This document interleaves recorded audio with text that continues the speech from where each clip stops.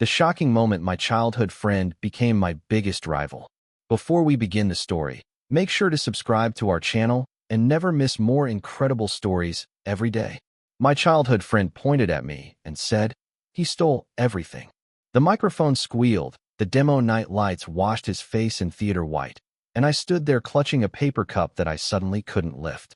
I'm Evan, 30, an EMT who measures dignity in breaths stabilized and pulses recovered, not in applause or seed rounds. I came to cheer, not compete. We grew up running the same streets, eating the same cheap pizza, splitting bus fare when one of us forgot a wallet. Now he was calling me a thief in front of sponsors, founders, and the cafe owner who used to slip us muffins on credit. Liam had the room, the polish, the story about climbing from nothing. I had an orange EMT jacket folded over a chair and a habit of showing up on time. If I lost tonight, it would be my name, my credibility with patients, neighbors, and the community center that trusted me, to the rumor mill. I stared at him and felt the room tilt. "Back me up, man," he said, voice trembling just enough to read as hurt, not malice. People turned to me like jurors. The projector flickered, and I saw our middle school gym in it, banners ghosted behind his slides. I said, "Steady, what exactly did I steal?" He smiled like a magician. "Your conscience knows." A dozen phones lifted to record. The cafe's espresso machine hissed, loud as a train braking. I realized he wasn't improvising. This was staged, rehearsed, time to crush. I also realized I might deserve some of what came next for letting him get this close to my life without checking the locks. The host cleared his throat and asked if I wanted to respond again, but I saw something better, the tiny red light on a camera I didn't recognize. Somebody wanted a show. I decided to give them history first. Because history, ugly and true, leaves fingerprints you can't wipe away, Liam. And your fingerprints were everywhere tonight. I took a breath and said, "We weren't always like this." But the recording had already started, and so had my reckoning. I didn't know whose hand would press stop on our childhood tonight. Before there was a stage, there was a broken rim on a cracked asphalt court, and two kids who took turns believing they were Michael Jordan with socks too big for their shoes.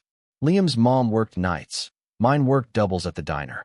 Lena, my older sister, would sit on the curb grading her nursing textbooks for highlights, telling us to drink water and not be idiots. We built forts under bleachers and promises in breathless whispers. Nobody gets left behind, ever. In high school, when Liam bombed a chemistry quiz, I tutored him until midnight. When my bike chain snapped, he jogged the whole way next to me, so I wouldn't walk alone. After graduation, forks in the road. I took the EMT route, steady, practical. Liam chased marketing gigs and social media sparkle, bouncing from co-working space to co-working space, always with a pitch about community empowerment. Years later, when he started talking about a platform for neighborhood microgrants, I clapped loudest. "You'll connect donors to hyperlocal needs," I said. "You'll shine light where the city forgets." He smirked. We. The first uneasy hint came gentle, like a draft under a door. Our shared Google Doc where I outlined verification steps. ID checks, photos with timestamps, municipal cross-reference, suddenly labeled Liam's contributions. I told myself it was a sync glitch. At his launch mixer, he introduced me as our frontline consultant, a phrase that felt like a demotion in a tuxedo. "You're the heart," he said into my ear, a whisper heavy with cologne and camera flashes. "Let me be the face." I told myself faces and hearts are two halves of one body. I told myself we were still us. I ignored the chill because it arrived wrapped in compliments and champagne. The first red flags were small, polite, almost tasteful. A sponsor emailed Liam enthusiastic thanks for a pilot report I hadn't seen, citing a casualty triage example lifted word for word from the training script I wrote for my EMT rookies. I found an invitation in my spam folder to a planning call I supposedly missed, then watched Liam's smooth smile through a recap. Evan had an emergency shift, hero stuff, so I jumped in. The calendar screenshot he flashed read my name in blurry font, time-stamped exactly when I was on duty handling a multi-car collision. "You're lucky I could cover," he said later over coffee, lightly scolding, softly disappointed. "You know donors get nervous." I nodded, guilty and grateful, like a kid caught asking for seconds. Another afternoon, a shared deck glitched. A A slides authored by metadata showed Evan, Liam revised, as if I were a ladder rung. When I mentioned it, he shrugged, version control is messy, then added, your writing sings when I tighten it. Aunt May, who remembers us before ambition, frowned when I told her. Watch actions, not captions, she said, wiping her hands on a dish towel. Who cashes the checks, sweetheart? I laughed it off. We were building something, weren't we? Then came a screenshot from Lena, a tweet from a burner handle praising Liam's unique verification protocol. Exactly my 3-step checklist, followed by a reply mocking performative EMT heroes who think logistics is leadership. The emojis stung more than the words. I typed a response, then deleted it. Liam texted me first. Ignore trolls. Keep your head down. This is how it is. I believed him because the alternative was admitting my friend was curating the trolls. Belief is easier than betrayal, until it isn't. Belief cracked the night I found the email with my signature forged. Escalation didn't knock. It sauntered in wearing a blazer. At a neighborhood gala, Liam cornered a journalist I respected and said, Evan's great on ambulances, but complex operations exhaust him. He said it like he was protecting me from ambition I couldn't handle. The journalist's eyebrow lifted, mine twitched. Say something, Lena whispered, nails digging crescents into my palm. I didn't, because public scenes become private legends in small communities. That same night, a rumor sprinted faster than any ambulance. I'd misallocated donor funds. The screenshot looked damning. $2, 500 transferred to E. Marsh Personal.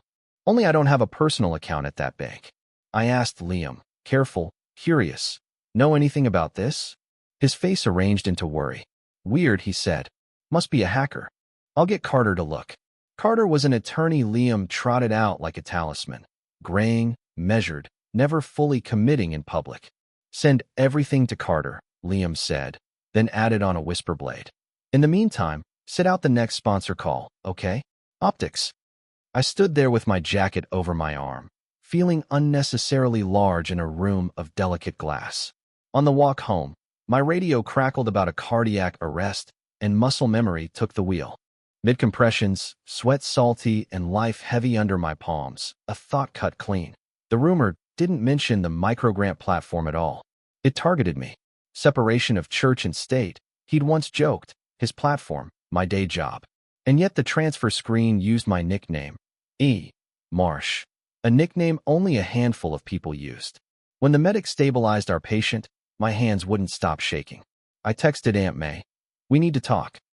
Her reply came with an address I hadn't visited since we were 12. The old gym smelled like dust and varnish and 1,000 adolescent lies.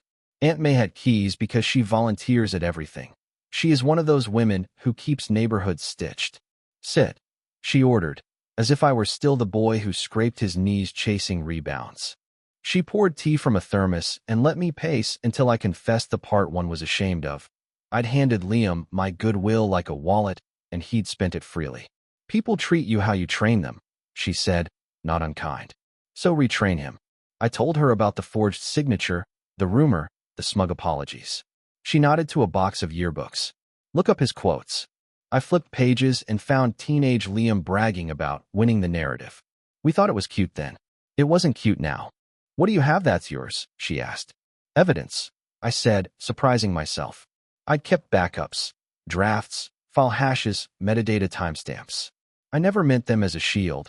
I just organized like an EMT, document, verify, cross-check, because people die when you assume. Good, she said. And what do you want? I stared at the free throw line where we once swore to be brothers. I want my name back. She squeezed my shoulder. Then stop hoping he'll hand it to you. On cue, my phone buzzed. Liam, bro, donors are nervous. Don't post. Let me handle comms. Seconds later, a second text, a screenshot of a message I'd never sent, trashing the journalist. The burner handle again. He's building a paper trail, I said. Aunt May's voice went flint. So build a real one. I took a long breath and decided to investigate, quietly, thoroughly, like a scene with hidden bleed. I promised myself I wouldn't stop until I found the source. Suspicion turned into protocol. First, I pulled exports of our shared drives and checked version histories. Several docs showed offline edits at 3:12 a.m., labeled system. The hash values didn't match the versions I kept locally. Second, I combed through email headers from the forged message, the DKM passed, but the reply to pointed to a throwaway domain with a hyphen that didn't exist last month. Third, I checked Stripe logs for the microgrant site. There it was, a payout rerouted for manual review, then sent to a wallet labeled with a meaningless alphanumeric string. Liam had admin access. I had read-only. To test the waters, I sent him a benign question. Do we have dual authorization on payouts yet?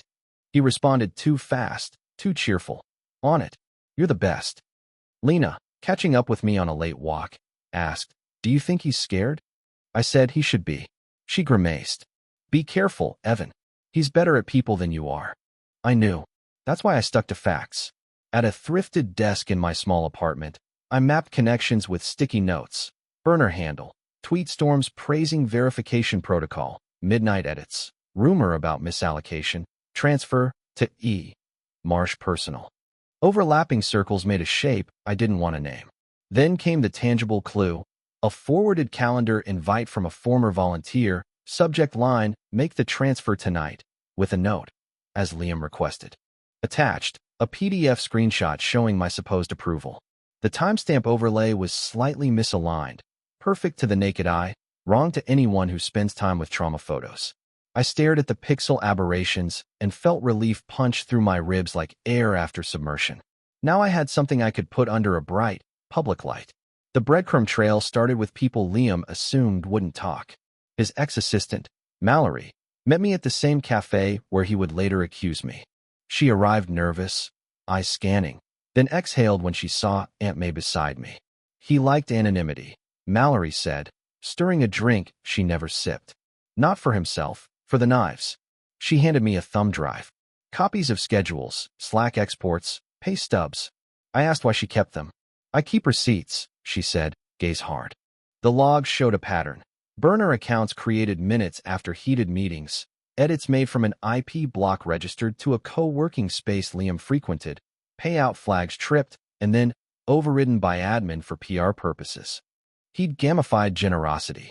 At the bank, a sympathetic manager confirmed that E. Marsh personal wasn't mine, but noted a curious thing. The account had been opened with a scanned utility bill bearing my childhood address, an address only Liam and a handful of relatives knew. Will escalate, the manager said, voice turning careful the way voices do when liability walks in. I noted dates. The account opened a week before the rumor. I pulled security footage requests for the co-working building. The doorman recognized Liam immediately. Always with a smile, he said. Always leaving late. On one clip, at 3:12 a.m., you can see Liam badge in, stay 9 minutes, badge out, 9 minutes. Exactly the gap in our doc logs. I copied the access report with the guard's permission and a signed note. I recorded a call with the volunteer who forwarded the invite. She confirmed Liam's urgency. Listening back, I heard something I'd missed. His tendency to end requests with, "We'll make Evan proud." He weaponized my name because he knew exactly where it lived. The mini twist came like a curtain tugged too early. Mallory's files included a spreadsheet labeled Impact Metrics V3 board. Rows of families helped, deliveries made, and response times looked heroic, until you cross-referenced timestamps with my EMT shift logs. According to Liam's board deck, I delivered blankets to 3 neighborhoods at 7:18 p.m.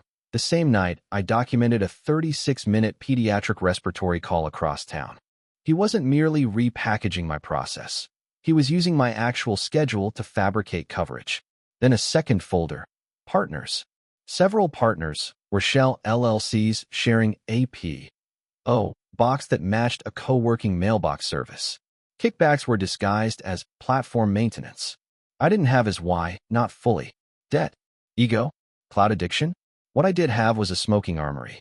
Stakes sharpened. If those numbers made it into city reports, any audit could rope my name into fraud. I brought the files to Carter, the sober lawyer, expecting him to brush me off as dramatic.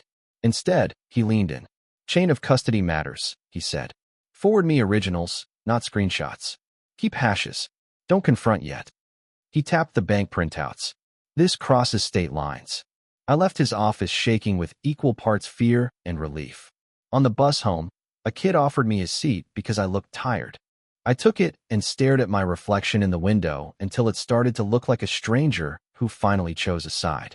I texted Liam 3 words I knew he'd misread as surrender. "Let's talk privately," I wrote, and Liam bit so hard I felt the line jerk. He suggested the cafe after hours. I declined and proposed a neutral office in the community center. Meanwhile, I gathered everything: original files, emails with headers intact, Mallory's exports with a dated affidavit, the doorman's note, the bank manager's memo, the volunteer's recorded statement. I used an old EMT trick. When chaos wants to swallow you, build a checklist. 1. Duplicate data to air-gap drive. 2. Document every handoff. 3.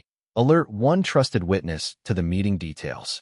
That witness was Aunt May, who could disarm a riot with pie. "You sure you want him in your house?" she asked. "It's not my house," I said. "It's the community's." The moral dilemma gnawed. Confrontation might save him from a public fall, but a private plea could also vanish into his charm.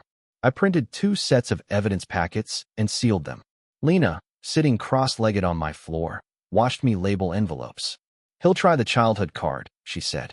"He'll say you owe him." I smiled weakly. "He taught me to dribble left. I don't owe him my name."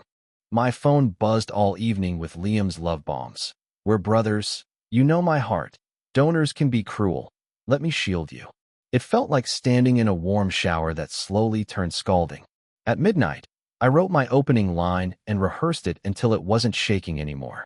Then I got the message that made my stomach drop through the floor. "Come to the gym," Liam texted, a link to a private event he had spun up in an hour. Old friends, new future. When I got there, he'd gathered half our childhood. Former teammates, the cafe owner, the journalist, a board member, 2 local sponsors, all seated on folding chairs under the tired banners. He grinned like a camp counselor. "Intervention," he announced. "Evan's been under stress, and it's making him paranoid." My mouth went dry. He took my hand with performative tenderness. "You save lives, man, but fundraising politics are brutal." People nodded, wanting the softer truth. He put an arm around me and whispered, "Don't do this." Aunt May stepped out from the side bleachers, arms crossed. "Let him speak, Liam." He pivoted, eyes glossy. "He's recording me now," he said, gesturing to my phone. "He's weaponizing our friendship." Laughter, sympathetic, rolled across the varnish. For a moment, I saw myself from their angle. Small-town EMT trying to punch above weight. My resolve wavered so hard I felt nauseous. Liam pressed on. "Tell them you trust me." He mouthed, "Please." He was good. He always was. On cue, a sponsor rose to leave. Nobody likes messy. I opened my folder, and my hands trembled so badly I nearly dropped it. Aunt May touched my elbow, grounding me back to an ambulance bay, back to protocol, back to breath in, breath out. I said, "Trust is evidence." Then the gym lights cut out, and someone pulled the fire alarm. Chaos is where I'm trained to be calm. While people murmured and glanced toward the exit, I said, loud, "Everyone stay seated. There's no smoke." The alarm wailed. Liam, in the strobe, looked almost young again, almost sincere. The building manager rushed in, silenced the alarm, and apologized. Some kid had yanked the lever. The lights came back, harsher somehow, and in that sterile brightness I set the first packet on a folding table. "We'll be brief," I said. "Then we'll invite questions." I'd coordinated with Carter to be present by phone. His voice crackled through a speaker as I laid out chain of custody and why it mattered. I started with the smallest proof, metadata. "This draft shows Evan at 2:07 p.m. Liam chirped. I clicked to the badge logs. "But you badged into Foundry co-work at 3:09 a.m., made offline edits at 3:12, and left at 3:21. Murmurs. Next, the bank memo. Marsh Personal, opened with my childhood address. The teller stamped the date. Then the burner handle threads, time-aligned to private conversations only we had. And finally, the payout reroute trail to the wallet with the mailbox service P.O. box. I wasn't angry. I was clinical. I told them where I found each item, the dates, the file names, the hash values. Liam's mask didn't slip yet. He kept crying softly, leaking charm like a humidifier. "He's got it wrong," he said. "We used a contractor." Carter's voice, neutral. "Then provide the contract tonight." I looked up and saw Lena in the doorway, eyes shining. She was holding a printed email I had never wanted to see. Lena had found it on Mom's old laptop, buried in a folder of scanned tax papers. An email from Liam to a sponsor, subject line, Evan's reliability, attaching a confidential review that painted me as altruistic but incompetent, a man who confuses urgency with strategy. The date was 3 days before the first rumor. "Tell me you didn't write this," I said. He opened his mouth, closed it, and found a new angle. "I panicked," he said, voice cracking beautifully. "The numbers weren't trending. I thought if I managed the narrative." "You mean lied?" Aunt May cut in. He flinched. "We needed momentum," he pleaded to the room. "Evan is good optics, but the city won't scale kindness." There it was, the motive, clean and ugly. He feared being eclipsed by the work he couldn't actually do. He needed my credibility without my autonomy. The journalist tapped her pen. "Kickbacks?" she asked. Liam shook his head too fast, then nodded once, small. "Temporary," he said. "I'd pay them back when we raised the Series A." The room smelled like the moment a tourniquet comes off. Blood, relief, pain. The board member asked quietly, "Do you have counsel?" Liam gestured vaguely. "We're all friends," he said, still reaching for the old magic. I looked at the worn wood floor, then back at the kid who jogged beside me when my bike chain snapped. "I can't save you from this," I said. He whispered, "Then you'll destroy me?" I shook my head. Truth destroys what pretends to be it. He lunged for the packets, and his charm finally shattered into something feral. Security intercepted him mid-grab, papers scattered like migrating birds. The board member announced a formal suspension pending review. Sponsors asked for immediate offboarding from campaigns. The bank manager who'd quietly joined us dialed a fraud investigator. Carter stepped into the gym in person, gray tie steady, and requested we move to a smaller room for statements. Fallout isn't fireworks, it's paperwork. I signed 6 pages and handed over my drive for imaging while keeping an identical clone. The journalist asked if I'd go on the record. I said yes, but not tonight. That evening, my EMT supervisor texted, "We stand with you. Also, you're on at 6 a.m. Exhaustion walked in with that message and sat on my chest. Outside, the air smelled like rain on hot pavement, thunder hiding just beyond the light. My phone lit with friend group, threads fracturing clean down the middle. Some accused me of jealousy, some apologized for silence, some sent the coward's gift, eyes emojis, popcorn gifs. Aunt May brewed tea in the community center's staff kitchen and put a cup in my hand. "You pay a price for truth," she said. "Pay it once, not every day."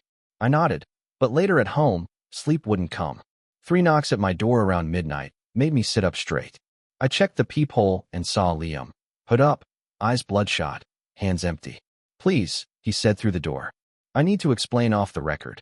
I didn't unlock it, but I couldn't walk away either. Through the door, he cried, then raged, then bargained, then softened. "I'll make it right," he said. "We'll do a joint statement. Say we misunderstood each other." He slid a letter under the door, a clumsy confession that mostly protected him. I slid it back. "Boundaries," I said, feeling the words stabilize my spine. "From now on, everything in writing through counsel." He cursed softly, then laughed, a sound like a brittle ornament breaking. "You always wanted to be the hero," he said. "No," I answered. "I wanted to be your friend." Silence pulled. "What if I tell them you knew?" he asked. "If that helps you sleep, tell them everything," I said. "I have evidence." Something in him gave way.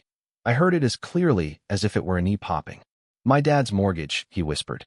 The platform was my shot to fix it. There was the debt, the fear, the hungry ghost. "Get a lawyer, Liam," I said. "Get help." He shuffled away, footsteps uneven, and I leaned my forehead against the wood until it cooled the fever of the night. In the morning, I called a therapist. I reclaimed my routines like lost luggage. Early runs, long showers, journal pages. I texted volunteers to reroute help without him. I drafted a statement with Carter, clean and factual, no theatrical flares. And I wrote terms for any future contact. In writing, with counsel, no more access to my work or name. Then the city emailed me an invitation I never expected to see. The community board requested that I present our verification model as part of a broader ethics review for local nonprofits. Walking into the chamber, I kept my EMT jacket folded over my arm like a talisman. I talked in plain language about timestamps, photos, cross-references, and why trust is not a feeling but a record. People nodded, not because I dazzled, but because the math added up. Later, the journalist ran a piece that didn't crown me a hero. It simply enumerated choices. Liam's suspension became removal, his board dissolved, and the city recommended oversight reforms that will outlive both of us. I still lose some sleep. Betrayal rewires the night. But I sleep more than I did, and when I wake, I don't check burner accounts for my name. At the gym, the janitor let me shoot free throws under the old banners. The ball thudded and arced, and I pictured 12-year-old us making promises we couldn't keep. Aunt May sat on the bleachers, knitting something bright. "You did what grown-ups do," she said. "You told the truth and let it work." Outside, kids biked past, laughing, shirts flapping like flags. I thought about loyalty that doesn't survive sunlight and loyalty that does. I thought about how being an EMT taught me to hold chaos with both hands and still find the pulse. If you're watching this and your loyalty feels like a leash, consider this your sign. Keep receipts, ask better questions, and don't confuse someone's polish for their proof. And when the moment comes, trust evidence over history, even if your hands shake.